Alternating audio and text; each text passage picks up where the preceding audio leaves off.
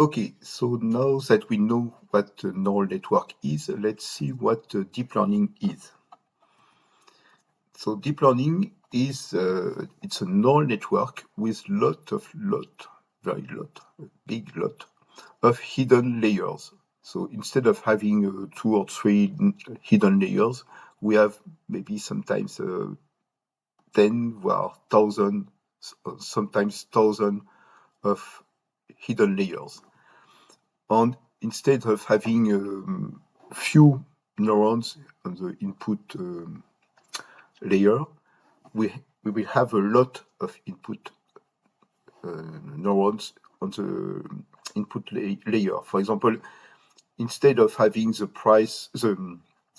size of the house, the size of the ground, number of rooms, and a few characteristics of house to predict just the price on how many months will be needed to sell the house. Here we will have an image. Each neuron will be a pixel on the image. So if we have, for example, an image of, let's say, 200 by 200 pixel, it's not a big resolution image. It's a very low, not low, but it's not a high resolution image, 200 by 200. It's 40,000 neurons on the input here. And so we can't use a full connected neurons because if we have here, let's say only 100 neurons, here you have 40,000 on here 100. It's you will have 5 millions of neurons here. Not neurons, 5 millions of parameters. So this is deep learning. Deep learning is a very big neural network. So deep learning is not quite old. It appears in about 2012. Not before. Why? Because in 2012 we have the conjunction of 3 important things. The first, you realize that we will have a lot of parameters to compute, so a lot of times to do computation. Computation is for the neural network, use a matrix, vector multiplied by matrix, or matrix multiplied by other matrix. So this is the kind of computation that we must perform. But we have a very big matrix and very big vectors, so a lot of computation.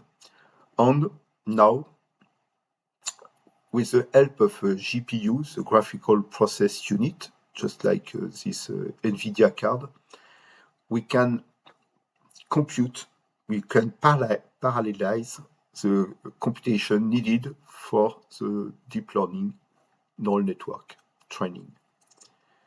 So we have, with this kind of card, if you put this on your computer, you can parallelize the computation and really accelerate the computation needed by the deep learning network. Another way to increase the computation is to use the cloud computing. For example, we have some big company like Amazon, for example, with Amazon Web Services, which provides some computer with big graphical GPU, big graphical card. And you can use this if you don't have this kind of card on your computer. You can, of course, you have to pay to access, but you can send all your data and ask to build a big model on this computer, on the cloud, and all the computation are made by this computer, and then you will get the result. So now we have the computation power to perform all the computation needed by the deep learning. Another thing is that to train so big neural network, we need a lot of data, very lot of data, millions of data. For the simple example, if you want to classify an image and say on this image, if there is a dog or if there is a cat, it's a very difficult task, and you need to train a neural network. You need hundreds of thousands images of cats and dogs. And where can we find so many data for the training of this big model? Well, we have what we call the GAFAM: Google, Amazon, Facebook, Apple, Microsoft. This is what we call the big data. And big data is because we use the service provided by this big company. So with this service, with a social network and other service provided by this company, we give them a lot of data, and these data are used to train the big model. And the third fact that from this date we are able to train this type of model is because of a new architecture of neural network based on what we will see now, which is a convolutional neural network. It's neural network which use a special operation we call convolution, and I will show you on the next slide. So what is a convolutional neural network? This image is to show you what a computer sees. When you open an image, when you use a computer program to process an image, here is what the computer sees. Only digits, only numbers, which range from 0 to 255. This is only this. But if you, for us human, we instead of watching numbers, we replace each value of 255 by a white, to all the values of 0 by black, and all the value between 0 and 255 by different of degrees of gray. And then, if we do this, we have this. And here, for a human, we see a face of a man, for example. Okay, but remember that the computer sees only this.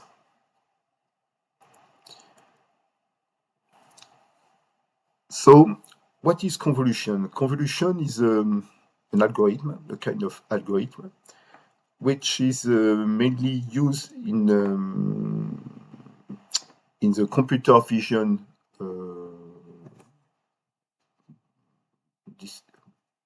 in computer vision. And the goal of convolution is to process an image, to generate another image, using what we call a kernel. So we have an image here, and from this image, we will move the kernel among this image to generate an output image. I will show you on another example. What the kernel is just a small matrix, 3 by 3, 5 by 5 as a dimension. To have so 3 by 3 or 5 by 5, it's a odd, even dimension to be sure that you have a center part here. But it's only a kernel with numbers. And with the convolution algorithm, from an input image on the kernel, we can generate an output image. So let's see on an example here. No, not this one, this one. Okay. Okay, so here is my input image on the left. On the right, you have the output image. And in the middle, here, here, the 0, the -1, 0, -1 here, 5, -1, and so on. This is the kernel, okay? So we call this a sharpened kernel. How does the convolution works? You see, this kernel is a 3x3 kernel, okay? So it has 9 values. Now the convolution algorithm will do what I look at on the right of the image. You see this little matrix, 3x3 red matrix, will move like this, along the row and move 1 pixel by 1 pixel. When it is here, for example, here, you see in the middle, I can show you with the mouse because if I move the mouse, I will move this.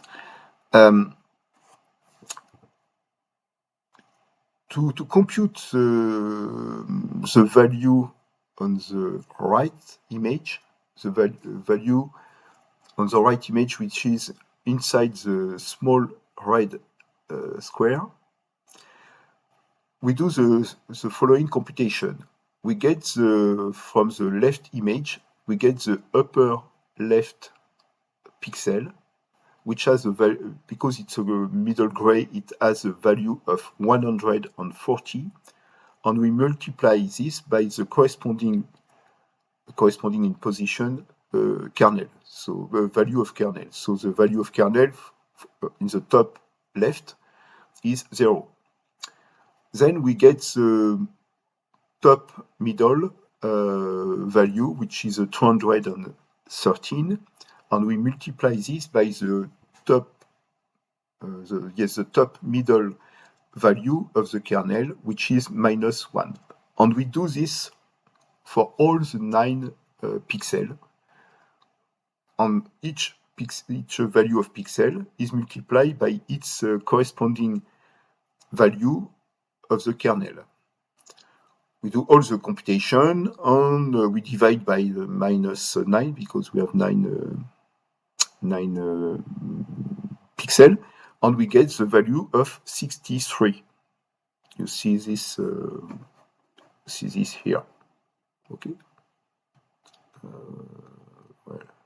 Well, here we have 55. And 55 is the value of the pixel for the right image. Okay, so when we finish to do this, we just move the kernel one step to the right, and it allows us to compute the value of the new pixel on the image on the right. Okay, so for an image on the special kernel here, it computes this image. If we change the value of the kernel, for example, I will take a right subtle, you see this value has changed. The input image is the same, but the output image is completely different. Okay. So in computer vision, we use this predefined kernel to generate image with some information. Here is to emphasize the big contrast between dark pixel and bright pixel here. Okay, so this is the idea behind the convolution, to generate an image from an input image on a kernel. Now, how we will use this convolution? We will use this to generate what we call feature maps. So we'll get an example with this. No, excuse me. We will see this example. Here we have this an image like this with a mouse. And we want to build a feature map here, which represent the place on the input image where there is the back of a mouse, back like this, back of the mouse. So we build a kernel here, a 7 by 7 kernel with a 0 everywhere except on this part. So if we draw this kernel, it's something like this, which shape looks like the back of the mouse that we want to detect. And now, if the kernel is positioned here on the image, here is the kernel. You realize that it's the same values. And here we have the value of the pixel here 0 because it's in inverse video. So here 0 means that we have nothing, and here we have the pixel, the black pixel here. Okay, and if we do the convolution, it means that we multiply this value by this value by this value, and so on. And this value here is multiplied by this one. So we get 0. No, excuse me. We will get a very big number because we will have 30 here, which will be multiplied by 50. So we'll get a very big number. This very big number corresponds to this position, so this position on the output image.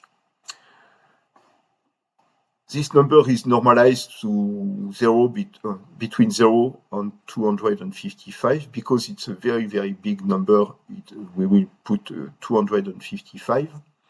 And it means that on this position on the image, we have detected something which looks like this, the back of a mouse. But if we move the kernel here, for example, maybe it should be something like here, and we do the computation, here is the kernel, but here is the value of this image. So here we can see here something like this round up. It's the hair of the mouse. Here is the eye of the mouse. Here, and here like this, it's just like the mouse, the noise of the mouse. But the problem is when we multiply this value, it's multiplied by 0. This value is multiplied by 0. And if you do the numerical application, you will find that the convolution between this part of the image with this kernel is 0. 0 means that we are not able in this position to detect something which looks like this. And we put a 0 here. So at the end, when we finish to do the convolution on all the image, we just have this this pixel on the output image, which is different from 0, which indicates that we have detected the back of a mouse here on the top left of the image. Okay, so we produce an image, a feature map, an image of the back of a mouse. So if we want, for example, to discriminate between, let's say, a bird and a fish,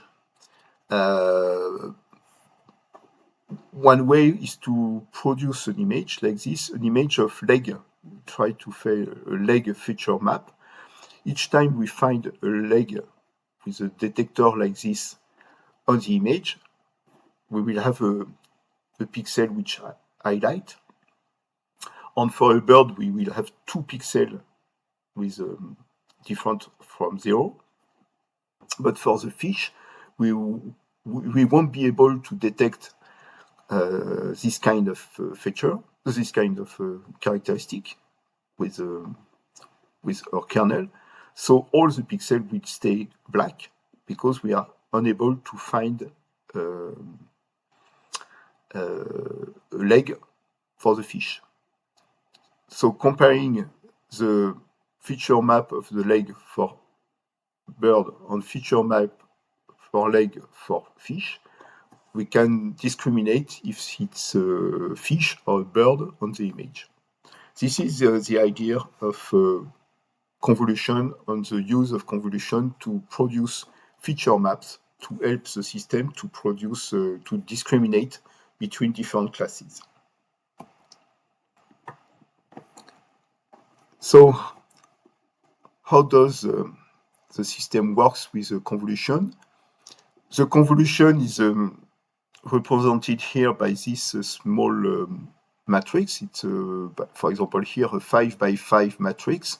And why do we have a third dimension? It's because here we process an image, a small image, which is a 32 height by 32 wide pixel, to a quite small image.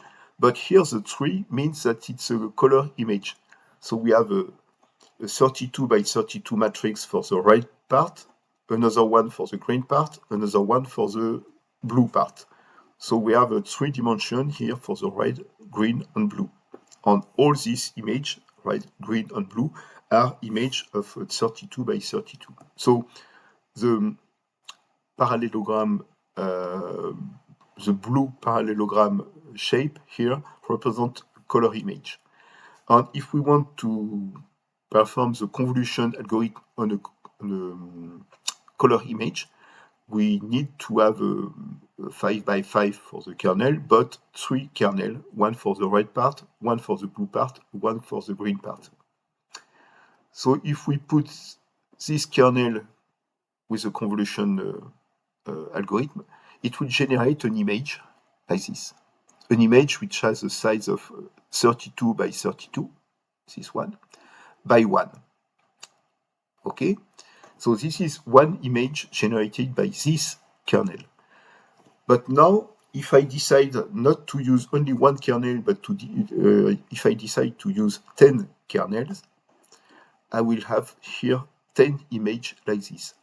So I will get, at the end of the convolution processing, I will get 10 images, which size is 32 by 32. This is what is explained here. Here you see the convolution algorithm in action, and here you see that we have one kernel for the red kernel and another kernel, each one produce an image. So when you have a 3-dimensional like this, 2-dimensional it's only an image, but 3-dimensional means 10 image. We call this a tensor. Tensor is a 3-dimensional, 3 or 4 or 5 dimensional matrix. Another operation which is important with deep learning is what we call pooling. So the pooling is used to decrease the number of parameters, because if we have too many parameters, we will have a lot of computation to do, and it's too much. It will take too long time to process an image. So we need to decrease the size of the image, but to decrease and try not to lose information. If I came here, what is important if we want to say that we have a mouse on the image is to detect the back of the mouse. But we don't really care if this back is on the top left, on the top right, in the middle. If we just want to detect we have a mouse on the image, we don't really, it's where this information is present is not something which is really important. So with the pooling here, the idea is to decrease the size. So here we have an image, a part of the image which is a 4 by 4 pixel, and we will reduce this to a 2 by 2 pixel. So here we have 16 pixels, And here we have only 4 pixels. So we decrease by a factor 2 in the 2 dimensions. But we want to keep the important information. The important information are the highest value. So we will get these 4 values here and keep the maximum value here. We will do the same for the 4 values here. We keep the highest value, which is here. And the same for the 2 on the bottom. So the pooling helps us to reduce the size of the image, but we continue to keep the information, the important information discovered by the previous image. Now, the third part of the deep learning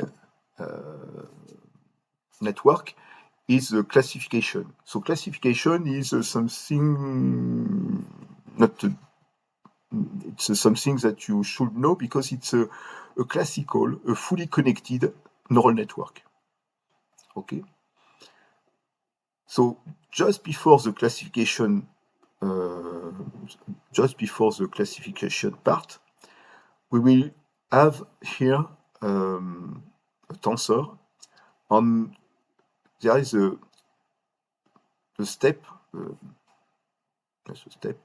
which is called a flatten. Flatten consists on putting all the values inside this tensor into a single vector. So, for example, if we have just before we have a tensor which size is 32 by 32 by 10. 32 by 32, it's about 900. And multiply by 10, 900, 9,000. So we put the 9,000 pixel, 9,000, not pixel, excuse me, 9,000 values, just like a vector. Okay. So it's the flatten step is very simple. We will rewrite the tensor into a vector. On this vector will represent the input layer of a fully connected neural network. So on this neural network, we will have 1 or 2 hidden layers, and then the output layers correspond to how many classes we have to process if we do a classification program. For example, if we want to discriminate on the input image, if this input image is a car, a truck, a van, a bicycle, here are the different classes that we want to recognize, to be able to recognize. On these values here, we will get a probability. This is the role of the softmax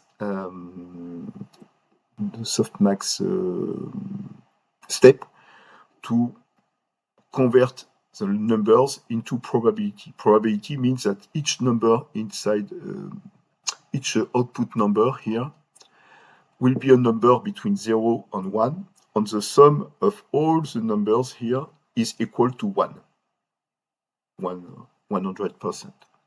Okay? So if we put all this together, here is the general architecture of a CNN, of a convolutional neural network. At the beginning, we have an image, maybe with three images. If we have an RGB image, red, green, blue image, a color image. On this image, with the help of some kernel, we will do convolutional processing to generate images. So this is the side of the output images, the output of the kernel, and this is here, this dimension is due to the number, of kernel.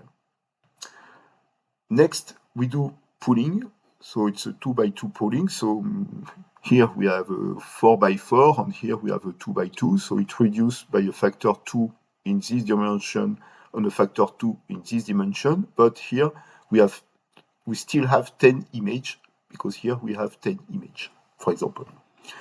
Then on this tensor, we will perform other convolution. It will generate a new tensor. This tensor, we will do pooling, and so on. So convolution, pooling, convolution, pooling, convolution, pooling, and so on. And at the end, we have a tensor here.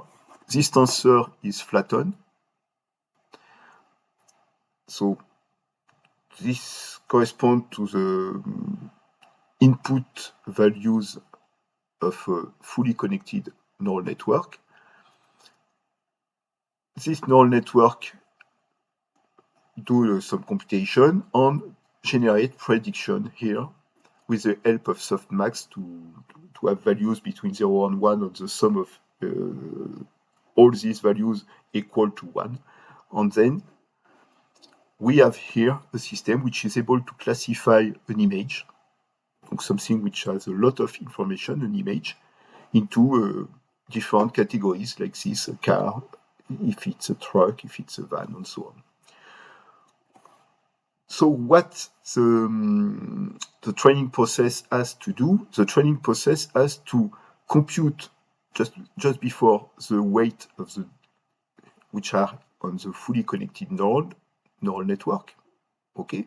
But it has to compute the good values for the convolutional for the kernel. Here, for example, we have 10 kernels to generate the 10 image. Each kernel is a 3 by 3 by or 5 by 5 by 3 values. So it's 75 values. So these 75 values has to be computed during the training. So training a neural network is quite a big job, because we have to train on find the good values for a lot of parameters here, but a lot of parameters here too. So most of the time, it's the number of parameters is maybe 100 of 1,000 on sometimes sometimes millions of parameters. Okay, I will show you an example of this. Okay, so here with the mouse, I draw a number. So this will generate, this is digitalized, and the representation is here. So it's a 28 by 28 neural network, so something like 700, more than 700 pixels. And here we have 1, 2, 3, 4, 5, 6. We have 6 images which are generated by kernel. For example, here, to generate the pixel where you can see the cursor of my mouse, this value is generated by the computation of a kernel centered on the input image, with on each line, each green line represents a value to compute for the kernel. So this, when we have this kernel, we can move this kernel on the input image, and we will be able to generate the corresponding value on this image. And for this one, we do the same with another kernel. On this one, we do the same for another kernel.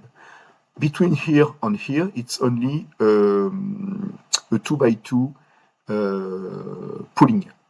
Okay, so we get 4 values, and 4 values generate 1 pixel on this part. And here we do this. For example, here we do another convolution, but here we do a convolution on 4 images. So 4 images are with the corresponding kernel are processed by the convolution algorithm to generate this pixel. Okay, so each time I move here, it's a computation, and this computation involves a lot of pixel and lot of computation to do. Another pooling, and now we do a flatten. So here we get all these values here and put them as a vector here, a flattened vector. We have a here we have a fully connected value. So this pixel is computed by processing all the previous pixel with a weight, with the corresponding weight. And here we do the same to compute the output layer. For this one, for the 3, we have the output value of 1, but here for 8, for example. Ça marche pas. But for the other one, the output value is less important. Okay, so this is a very simple example because the input image is very small, so we only need 2 convolutional steps on 2 pooling steps on only one hidden layer. So it's a very, very small convolution neural network used to discriminate for example, if I close this, you see that now the prediction is 8. It's good. Programming a CNN can be something really difficult because it's a very lot of computation, lot of different algorithms, and something which is difficult if you start from nothing, from scratch. But hopefully we have many libraries. They are mainly written in Python, but we have many libraries. The 2 well-known libraries are TensorFlow, which is provided by Google, and PyTorch, which is provided by Facebook. Meta. And both libraries are free. They are very, very powerful, but they are free. Let's take an example to see how we can code this example here. So here we have a CNN, we have an input image on 28 by 28 for the digit recognition case. We have here, for example, a first convolution to generate image by 28 by 28, and we have 32 channels. Channels means that we have a 32 kernel from this image to generate 32 images. From this tensor, we apply pooling to generate 32 images, but the size now is decreased by a factor of 2. It's 14 by 14 images. We apply another convolution process, this time to generate 64 channels, 64 images. So we have a 64 kernel. There are 5 by 5 kernels. And so it generates a tensor which size is 14 by 14, the size of an image, by 64 because we have a 64 kernels. And we apply another pooling step. So here we have always 64 images, but their size is only 7 by 7. Okay, now this tensor is flattened. So flattened, we will have 3,164 nodes because we have it's a 7 by 7 by 64. So this is the flattened. After the flatten step, we have this this input neurons to my fully connected neural network. Here is a hidden layer which has 1,000 nodes. So here we have about 3 millions of parameters, this one by this one. And for the output, because we want to classify images, in numbers, 0, 1, 2, or 3, or until 9, we have 10 output numbers, 10 output neurons for the output. And we have the softmax to have probabilities for each node here. So how do we code all this neural network? It's quite easy. We call this constructor sequential to have a model which is sequential, because here we do a sequence of different parts, and we add to the model with the model add, and so on. We add the different parts.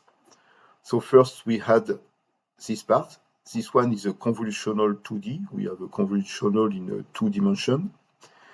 We describe the size of the kernel. It's a 5 by 5 kernel.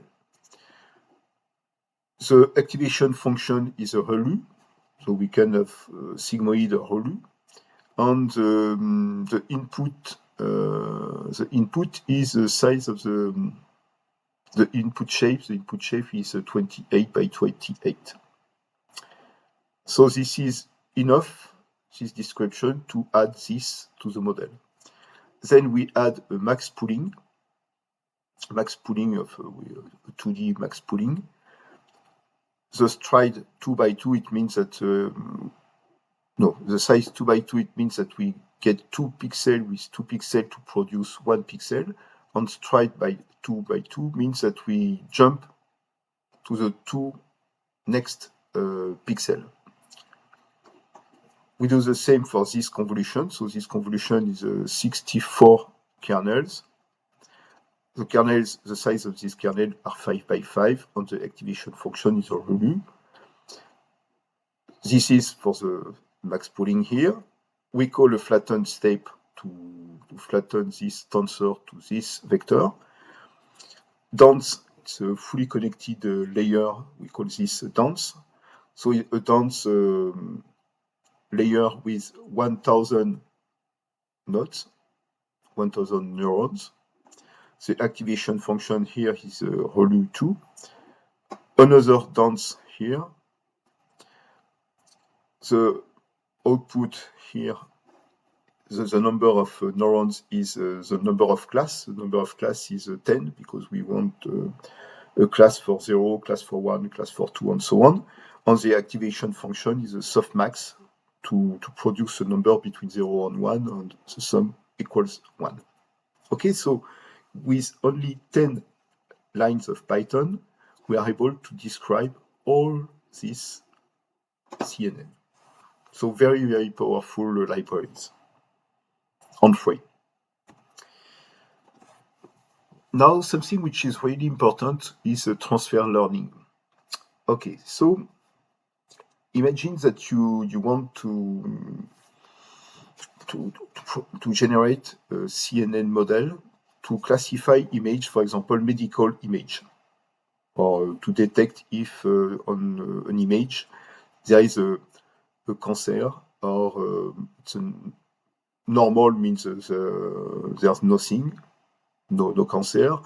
Benign means that it should be a cancer, but it's not really a big one. It's not very important. On other class, which is malignant, which means that this cancer is very important. Okay, so we want to design a software to do about the same job that the radiologist who watch at your medical images and try to predict, to classify on one of these classes here. So the normal way to do this is to build a CNN, so the convolutional parts and the fully connected parts. But the problem is, if you want to train all the parameters for the kernel and all the parameters for the fully connected layers, you need a lot of images to be able to train your model. And you need a lot of time to process all the training steps. When I say a lot of time, it may be weeks of computation with a big GPU. So another solution, instead of doing this, because it's quite difficult to have enough computation power and enough images to train your model, is to use transfer learning. So transfer learning, you will get a CNN, a CNN, a convolutional neural network, which was trained with a big data set, which name is ImageNet, for example. ImageNet has something like 14 millions of images of everything. Images of cars or plane, dogs and cats, trees and flowers and so on. Images of everything. So it has been trained to recognize different things like cat, dogs, spoon, and so on. And it means that all the kernels which are here are able to extract information here. And this information, which will be used by the fully connected parts to classify the image, these features here are features to discriminate cats and dogs, features to be able to discriminate between cars and trucks, to discriminate between trees and flowers, and so on. So we have all the features here to be for a system to be able to discriminate about every kind of object. And the transfer learning consists on getting this system. We cut this part, we remove this part here, and we replace this part by our part. So instead of having maybe 1,000 of different classes, we will have a smaller fully connected parts with only here, for example, 3 classes, normal, benign, and malign. Okay? So this part here, we won't train this one. We keep all the parameters in this part. We just train the parameter on this fully connected neural network parts that we put here. So what does it mean? It's because we have less parameters to train, because we have only this one, but this one won't have to be trained. We need less images because we have few parameters to train, and we don't need a lot of time we don't need the same amount of time that if we want to train everything here, it takes weeks of computation, but to train only this part, it may take maybe minutes or maximum hours. So the advantage is if you can get this, cut this part and replace by your own model, you will be able to use CNN on your own data for your own problem. So this is something that you will see during the practical session.